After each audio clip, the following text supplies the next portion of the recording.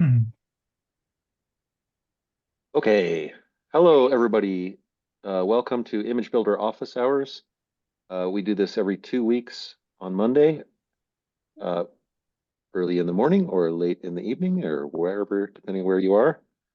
Um, Image Builder is a project of Kubernetes SIG cluster lifecycle, and therefore we abide by the general rules of conduct, which essentially, I'm sure you know, boils down to let's try not to talk over each other, try to use the raise hand feature, and everybody generally be kind and welcoming. Not that we have any issues in this area, but this is what we're supposed to say at the start of the meeting. Um, also, if anybody is new or hasn't been here in a while, at the top of the meeting, we usually give a minute for people to say hello if they want to, introduce themselves, say why they're here. So I'll be quiet for a second. Feel free to do so. Yeah, so it's my first time to attend this meeting. My name is Yongxiang Gao. I work in Amanda.ai, so about the EKS Anywhere clusters. So recently I got the trouble and I got the help from Ju and not, but still the problem is still there. Yeah. Okay, great. Well, thank you for coming. That's exactly what we hope to do with this meeting. You're welcome. Okay, let's move on to our topics. And the first one is EKS Anywhere. If you want to, do you want to talk about that, Marcus, or whoever wants to?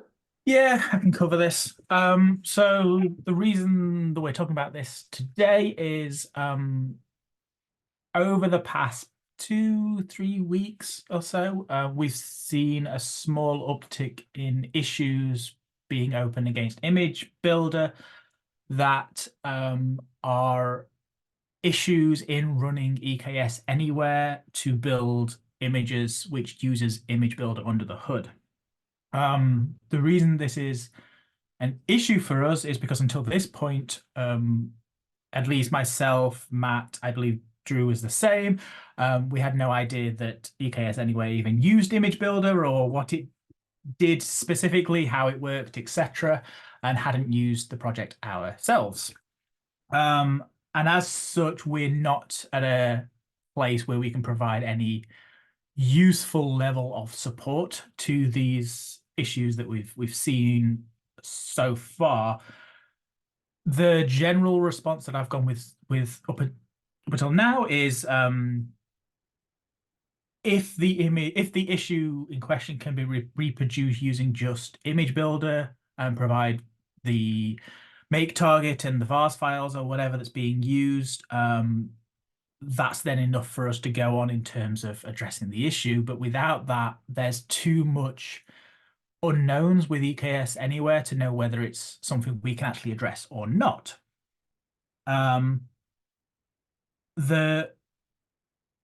The way I understand it is Image Builder is one part of EKS Anywhere, and EKS Anywhere applies some patches on top of Image Builder that does some sort of changes. I'm not sure specifically what they are, but there's things like disk encryption, I believe, or something like that. We, at this point, have not heard anything from the EKS Anywhere maintainers with regards to this usage or anything like that. So as things stand from an image builder perspective, we're not in a position to be able to support this, support these issues going forwards, unless something changes. What we're not sure about is how we move forward with this. Do we just implement, we can't support this, please refer to, please raise the issue with EKS Anywhere and take it from there? Do we want to be proactive and reach out to the maintainers and the contributors of EKS Anywhere and see if we can come to some sort of collaborative solution towards this? Or is there another solution we could go with here?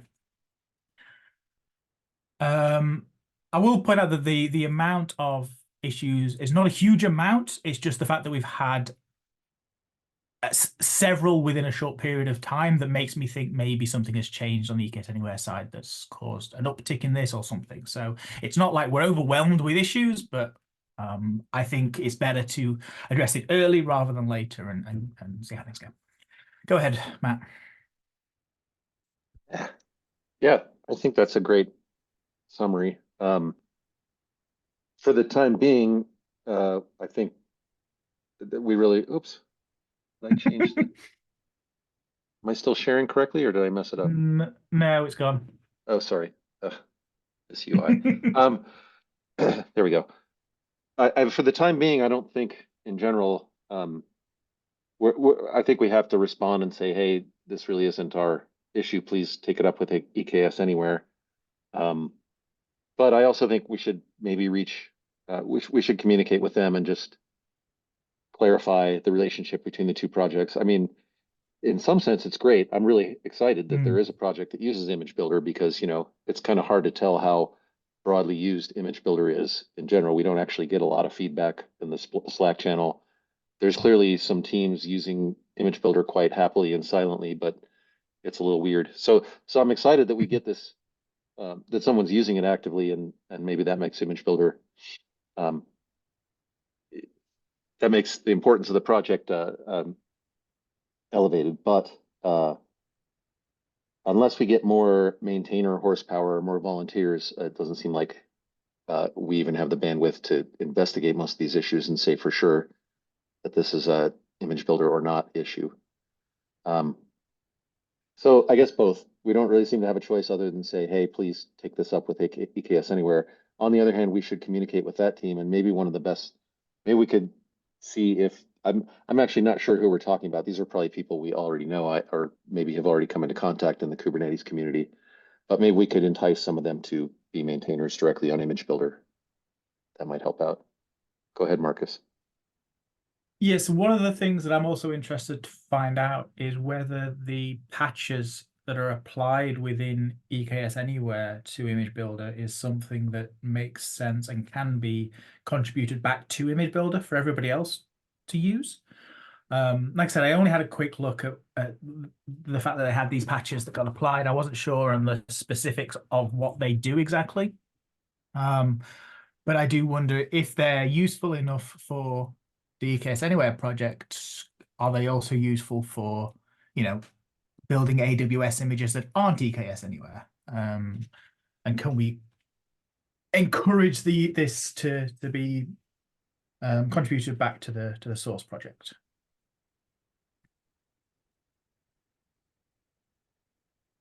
Yeah, Ahead, I think that's so maybe that should probably be part of the discussion when we reach out to EKS Anywhere maintainers. Is just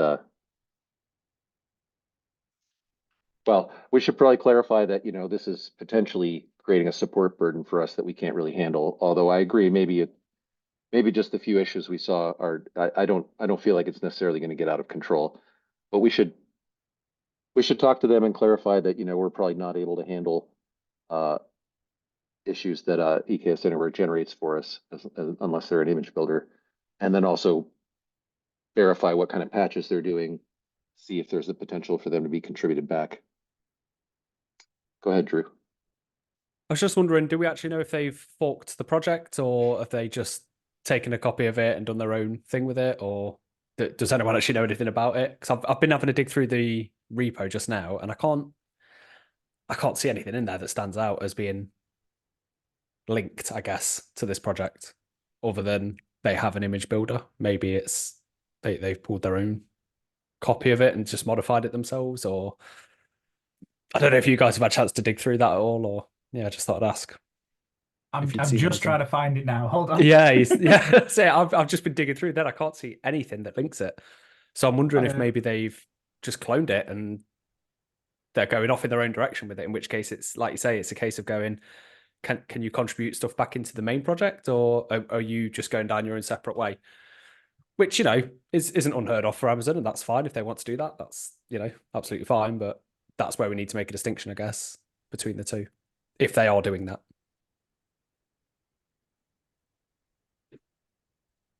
Yeah. So I really don't know. Sorry. Go ahead, Marcus. No, I was gonna say there is definitely a copy of some of Image Builder in their tooling repo. with changes applied to it already. So there are the Packer files, all the validate files and stuff as well is all in there. But there's also things like there's 10 patch files here as well that get applied. And from a brief look, the make file is quite different to our one. So there is changes that have been made, and I don't know what their process is exactly for pulling in from upstream into their building tools repo, tooling repo.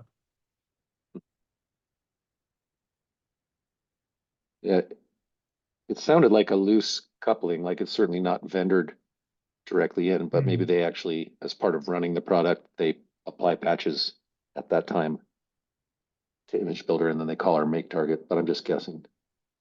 So, so it seems like maybe 2 action items we could have are, would it be helpful to create sort of a canonical issue in image builder saying we are not EKS anywhere? And we can't really support, and then we can just point back to that issue rather than copy and paste the same verbiage all the time. Marcus? So one thing that I did as part of the third note on the agenda about the issue and PR templates, I've got a pull request open that updates the template that gets generated whenever you create a new issue. And as part of that, so the main reason for that was I wanted to clean it up and make it more digestible and clean up some typos and stuff that I saw. But as part of that, I also updated the wording to say we can't support cases where it's included inside third-party applications, such as EKS Anywhere. I think as a first step, that's probably a good way, a good first step, and it means then that we can at least potentially have the issue opened on EKS Anywhere's repo first, and then the maintainers of that project could better than us understand whether it's a issue in upstream image builder or an issue in their packaging. But yeah, maybe we do have an issue that we can then refer to with all the details, or yeah, I don't know. Yeah, Is that meant to be raising your hand, or is that clapping? I was trying to raise my hand. I'm not very good with this UI, apparently. I'm not keen on the Zoom UI. What was I doing? Oh no, I did the clap instead of raise hand. Yeah, that was great. Yeah, I think maybe that's good enough for now. You're right. That should intercept people as they're about to create issues, and if they're reading the text, then maybe that'll stop them. But if we do start to get more and we're having to repeat ourselves, then maybe we could also create an issue to point to. I think that's good. I think that's good enough for now. Yeah. And then the obvious other action item is we should communicate somehow formally with the maintainers of that project. I'm not really sure what form that takes. There's probably more research to do. Whether we open an issue in EKS Anywhere, or we reach out on Slack and find the actual maintainers, or I mean, there is a list of 19 owners in that repo, so there's a lot of people we could reach out to. I mean, I was wondering whether we just reach out to the top person on Slack and say, look, this is the thing we want to discuss, how best to move forwards, and then maybe there is, I don't know, office hours we could join or something like that. I mean, I don't know if AWS does that kind of thing, but I definitely didn't see anything in the README that kind of suggested where to go and talk to the people.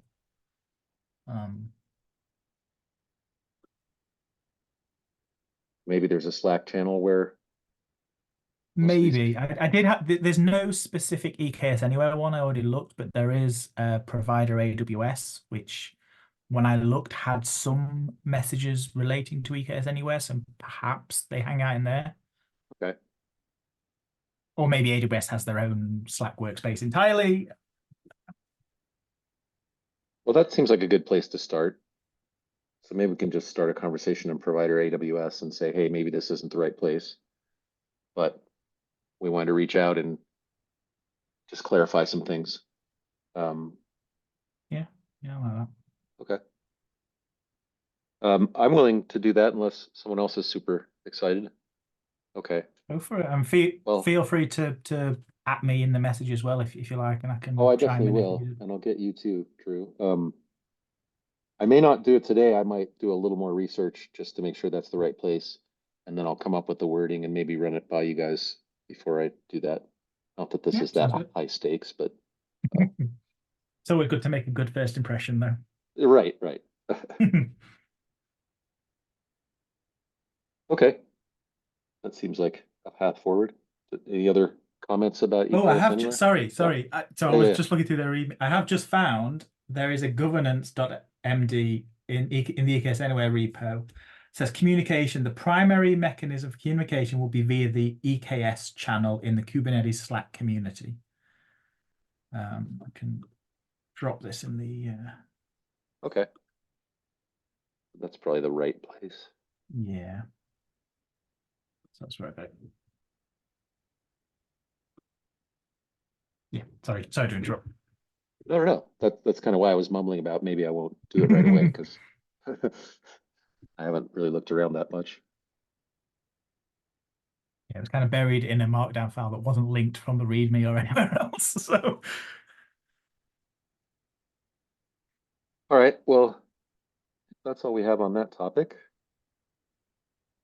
The next thing I wanted to bring up is pretty inside baseball and probably not very interesting to other people, but I wanted to at least surface it. So in Image Builder right now, if you know where to look, and hopefully you don't because it's not that interesting, there's a bunch of scripts that are YAML files that describe Azure DevOps pipelines. And I don't think other providers have done this, but basically we put the pipelines that we actually use inside Azure to build the images that Cluster API for Azure consumes. We put all the scripts in the image builder project because we want to be good open source citizens, and also because potentially, I think maybe actually VMware did this, other customers can use those scripts to run their own set of pipelines and build images just as we do. And so it's kind of do as we do, not as we say. So it's kind of putting our money where our mouth is or something. So it seemed like a good idea to show all our cards and have all the scripts be public. On the other hand, the way we actually have to run them when we get them inside Azure is really convoluted because of security concerns. We have to clone Image Builder to an inside private repo. We had to write some separate scripts that update this guy from public Image Builder.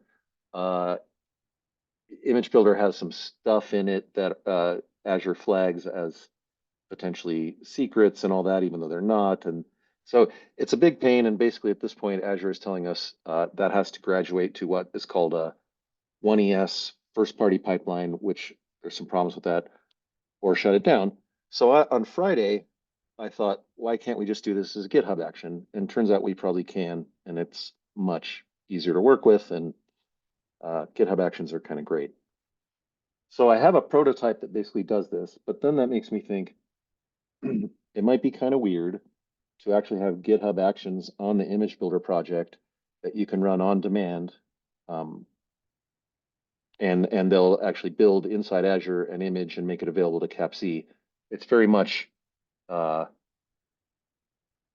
it's just Azure specific stuff that feels like raw. Also, there might be an actual concern in terms of credentials. Like, I don't know if CNCF is psyched about us putting some specific credentials in there. So that was what I was worried about. On the other hand, the easy solution to that is we fork Image Builder into Azure / Kubernetes Image Builder, and then we can just build from that fork, and those concerns go away. But I thought I'd bring this up because it's a little odd, and I want to hear what you had to say.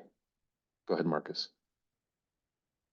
So just so I'm clear, we're talking about the same thing. Is this the like CI as your E2E SH script that's in the scripts directory? Is it replacing of that, or is there something else? No, it's well, yes, it would be. There's actually some there's a directory called .pipelines that's down there under that similar level.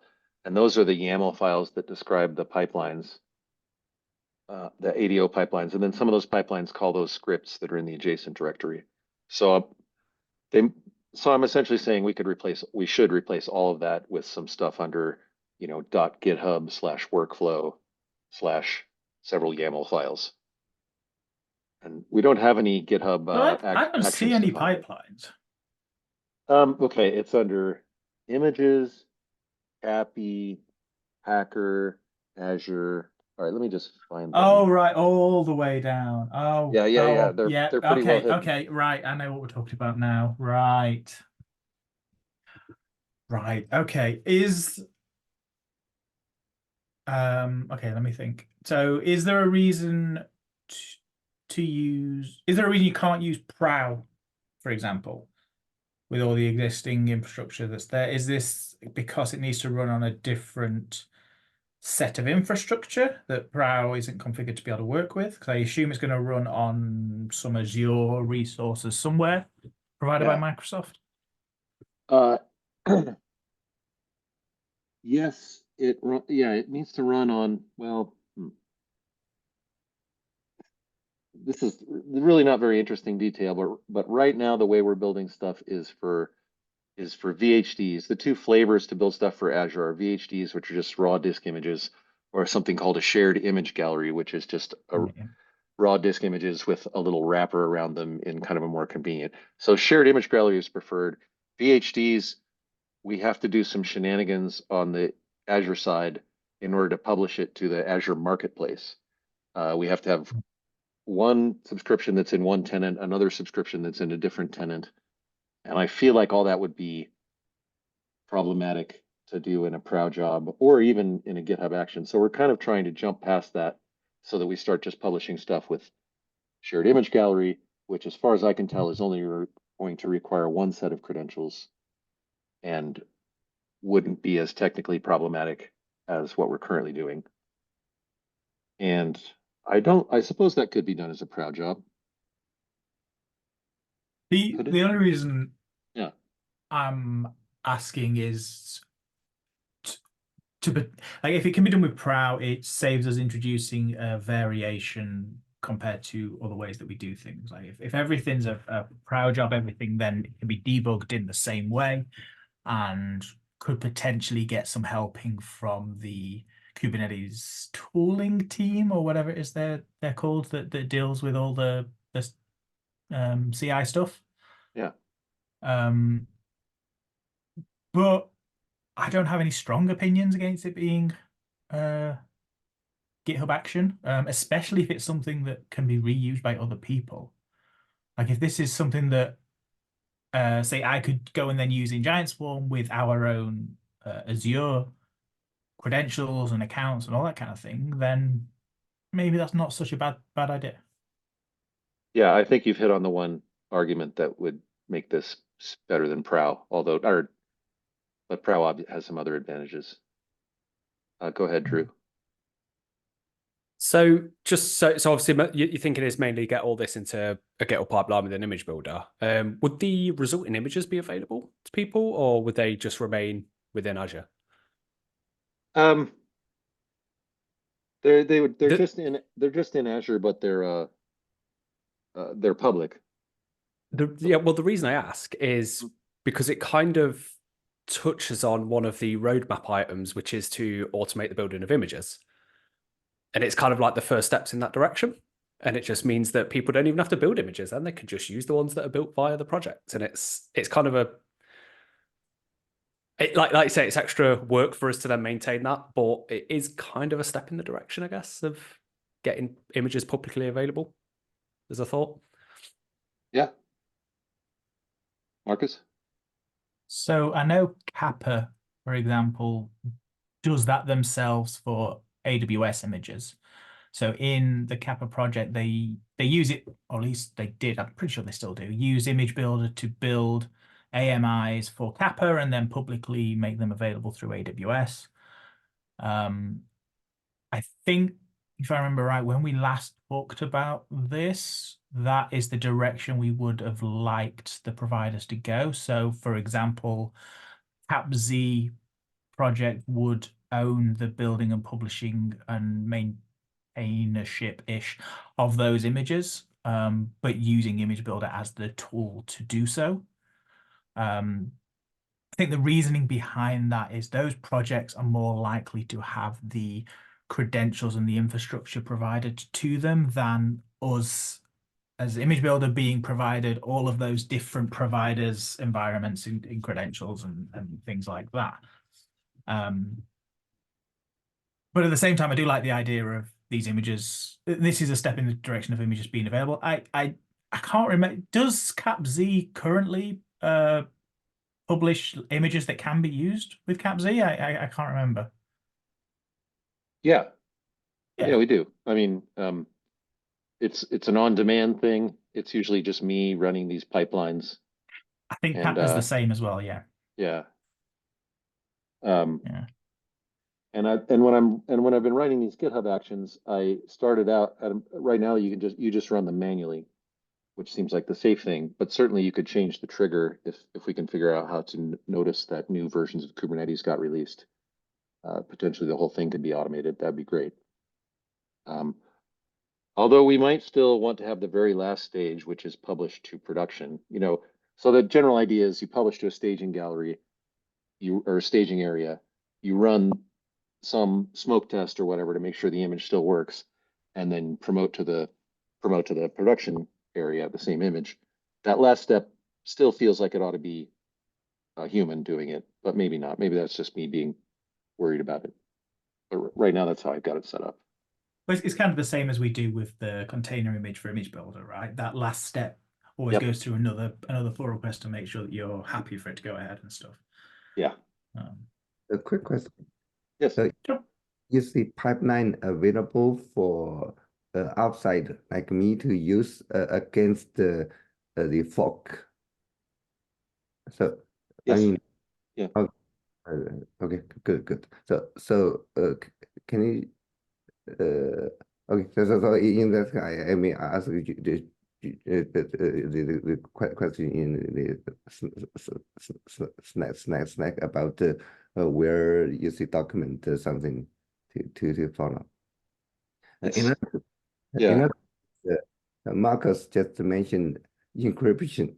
So actually, recently I filed a ticket about the full disk encryption support, whether Image Builder will support. So would you like to repeat? So are you going to support it or not? Sorry, I missed that. I missed that at the end. I had a bit of interference. Yeah. Recently, I tried to play the full disk encryption in the proceed, Yes. and the build stuck. So look like it's something wrong in the boot of the VM. Mhm. The very beginning. So just wonder, so are you going to support it, or if there's anything wrong I made at all? So with full disk encryption, it's not something we have out of the box. It's not something that has come up before now.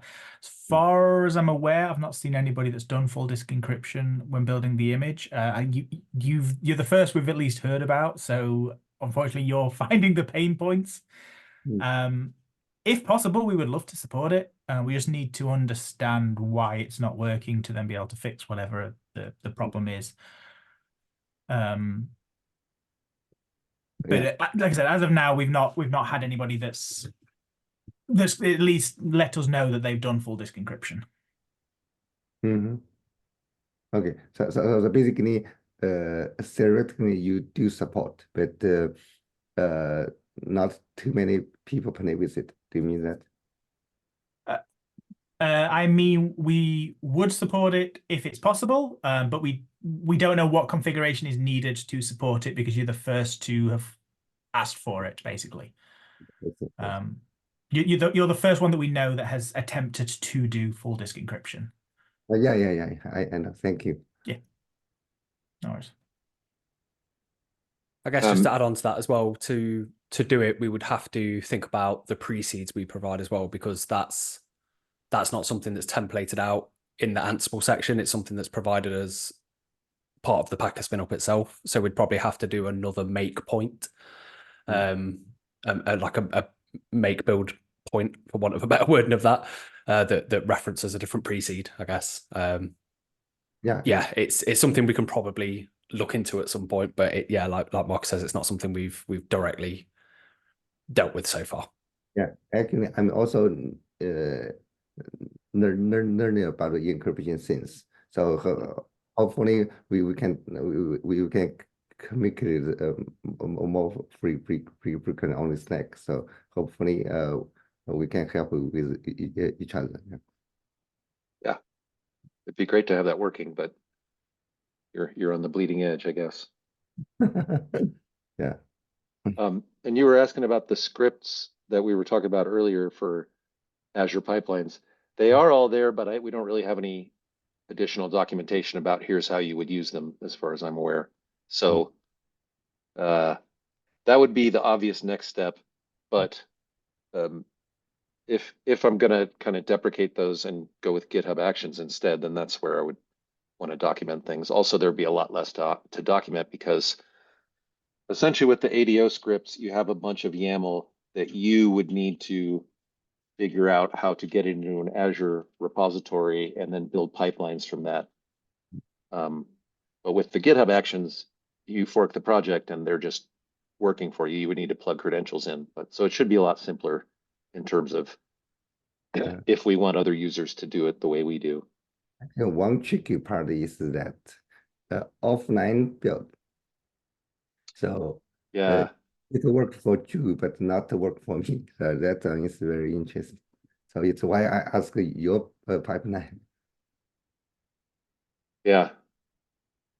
Yeah, well, I mean, so we kind of give you the pieces if you wanted to build your own pipelines, and I feel I'm pretty sure VMware has done so. So there was the reason for us to provide them, but it may not be as important at this point. I'm not sure.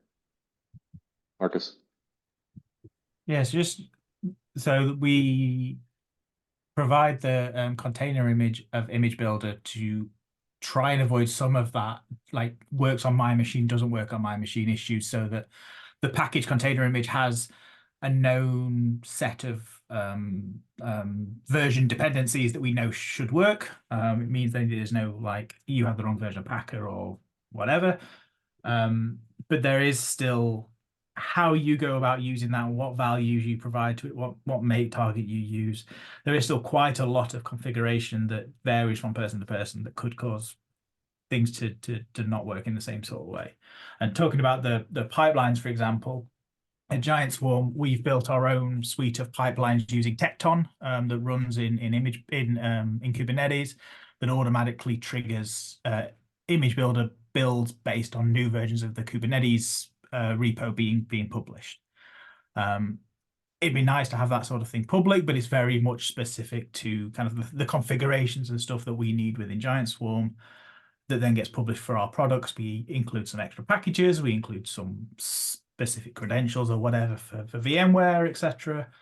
So a lot of these actual pipelines I find are quite company specific a lot of the times in the way that they're built, which is why like everybody seems to do their own one. It'd be nice if we kind of could have like a boilerplate one. This is or like a basic one that's like, this will just give you a plain old image and then you can build on top of it. So maybe a GitHub action is the first step towards that kind of approach, especially if it's done in such a way that we could potentially have a similar action for the other providers as well. So we could have one for GCP or we could have one for AWS or etc., providing we have the environment to build those images in.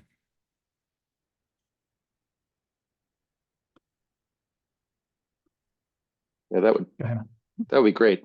I haven't really thought about making them super generalizable, but the nice thing about them is they're very short. So there's just not a lot of code in there. I think even by the time I'm done, it'll end up being like, 150 lines of YAML. So it would be a really good template for another provider to take and modify, I suppose. Yeah, that's what I'm thinking. Like not have a generic pipeline itself, but have it so that it's easy enough to copy and repurpose for other users. Yeah. Yeah. Although having it be a proud job is really interesting. I hadn't thought about that for some reason, and that might fit better. So I'm going to take this also to on Tuesday. I think there's a SIG cluster lifecycle leads meeting, and I was going to bring this up there in case one of those people had a really specific complaint, like don't mix the credentials, or we shouldn't use GitHub Actions because X, Y. So, I mean, is there any cost involved? I mean, it's a public repo, so I don't think so. But don't think so. I think yeah, it should that's be actually a free. good idea to ask the SIG leads, see if they're Yeah, that's a good updates, yeah. point. Is there? I know, for example, with the Prow, it's on EKS clusters that's been provided by Amazon or whatever, and it's all prepaid for, etc. And you've got basically as much resources as you can request. Yeah, Microsoft needs to pony up there. We've been hassling people internally. Yeah, that'd be nice. Okay. That's the main thing I had. Marcus, you want to take the next couple issues here? Yep, sure. Do you want to? Actually, I don't know if it's going to be much use opening it. So the pull request that I've got open is to replace the issue template and the PR template. Like I said earlier, to basically add some more details and to make it a bit more templated. So here's what I was talking about earlier with regards to EKS Anywhere, and hopefully people read it when they open the issue and give some pause as to whether this is the appropriate place. But aside from that, I also tweaked the actual format of the issue and the pull requests to hopefully make them a bit more quickly digestible when going through them. I've had some issues recently where I've been going through and really struggled to kind of like digest the data content of them because everything just kind of is like one big block of text almost. So I've tried to add a little bit more structure to them in the hopes of improving that a little bit. I know you've had a look at this, Matt. I believe I think it was James was Stu as well. Yeah, I think Stu. Yeah. Well, I think just James hadn't. but Drew gave it an LGTM, so I'm fine. I think I'll just. Or James was out a couple days last week. That's fine. So I probably shouldn't have. Yeah, so I noticed that we had a couple like typos stuff here and there and things. Sorry, Drew, I didn't see your hand up. Go ahead. No, sorry. I was just going to say, yeah, I've just had a read through while we were chatting away a minute ago. And yeah, it all looks good to me and I've approved it. I'm also going to have to drop, I'm afraid, because I've got to head out in a minute. So, yes, thanks everyone. I shall speak to you very soon. Take it easy. Sure. See you, Drew. Bye. Bye. Yeah, so I'll just I think James is back this morning, and if I can, I'll try and ping him, and if he's too busy, then I'll just approve this. I think it's Okay. a big improvement. Mhm. I just, I try to get as many eyes on stuff as possible, but in practice, people are often too busy. Well, we've all got plenty of other things to be getting on with as well, haven't we? Yes, yes. Yeah, and then the last one is just the new release was done on Wednesday even. This was mainly to address the RunC vulnerability that was announced last week. Very happily, I found that this PR was already there waiting for me when I went to look at it. So I just got this merged in and got a new release straight out once that was available. So the latest, the latest 0.1.23 release now has the fixes for container D and under the hood RunC vulnerability that was reasonably bad.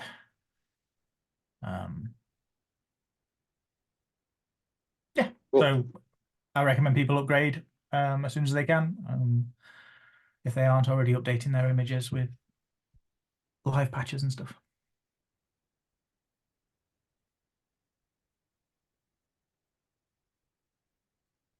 All right, that's everything we had on the agenda. Anything else? Anything else? Anyone? Nothing from me. Going once? Going twice? Sold. Awesome. All right. Well, we will do this again in 2 weeks. If you have any other feedback, please let us know on the Slack channel. Thanks for coming. Thank you. Thank you, Matt. Thank Bye. Bye.